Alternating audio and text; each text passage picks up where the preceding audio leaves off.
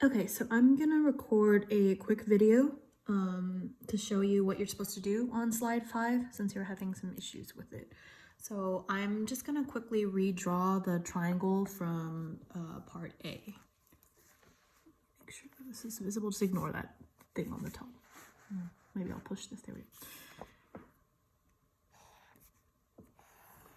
Triangle, here's A, B, C, 67 degrees. Angle A is 7x plus 3 degrees. Angle C is 6x plus 6 degrees. So we need to find what is x. So that's what that first box is. X is what? Okay. And the second one is what is the measure of angle A? So that means that after you find what x is, you plug it in, that number in here, you do 7 times whatever x turns out to be, you multiply those two together and add 3. So there's 2 answers for each of these problems. You need to find x first because you can't figure out what this is until you know what x is. So basically these are just equations, except you are using, knowledge of triangles and angles in order to set up the equations and solve the equations. So the whole idea behind interior angles of triangles is pretty simple. The theorem basically says that all 3 angles on the inside, interior means inside, remember, all 3 angles on the inside of a triangle add up to 180. So 67 is the only one that we know for sure. This is 67 degrees, they told us.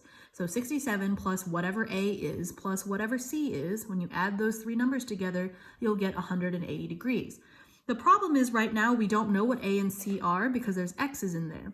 However, because we know that they're supposed to add up to 180, we can set up an equation to help figure out what x is supposed to be. So let's just add up A, B, C. So A is 7x plus 3.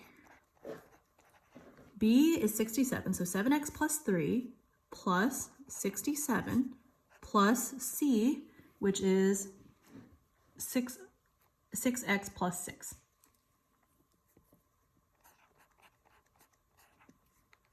Okay, so now we have these, and we said when we add them together, you get 180. So equals 180. All right. So our first step in solving any equation, remember, is to combine like terms. So we've got quite a few terms that we can combine here. I'm going to highlight them in red. So all of our x's can be combined together. There's only 2. We have 7x and 6x. And then all of our numbers can be combined together. I'll box those in blue. Might be kind of hard to see, but here's a 3, 6 plus 67 plus 6. Remember, the sign matters. Okay, so 7x plus 6x gets us 13x. 67 plus 3 plus 6 gives us 76. So after we combine like terms, we have 13x plus 76. And we still have the equals 180 on this side. Now you just solve it like an equation.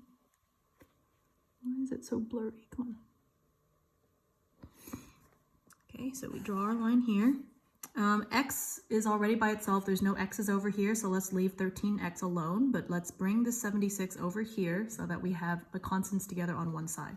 This is plus 76, so we'll subtract 76 from both sides. So this becomes 0, so we have 13x equals 180 minus 76 gives us 104. Okay, so now we have 13x equals 104, so our last step is to divide.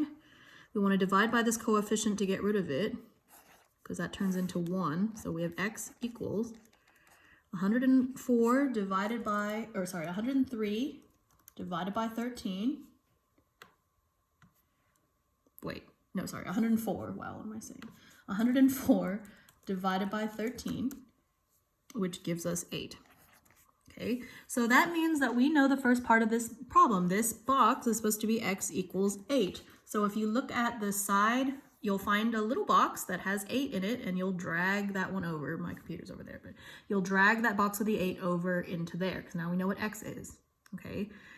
After you do that, we need to find the measure of angle A. So again, this A is right here, 7x plus 3. So now we know that x equals 8, so we need to plug in 8 for x, right there. Okay, So 7 times 8 plus 3.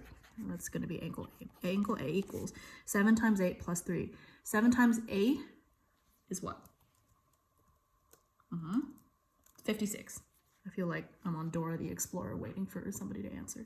Because 56 plus 3 equals 59 degrees. And again, you can see on the side, I'll show you, that there is a box that says 59. So you'll drag that over and that's where it goes. Okay, so I hope that helps you. You're doing exactly the same thing for all the other 3 problems as well. All right, let me know if you have any more issues.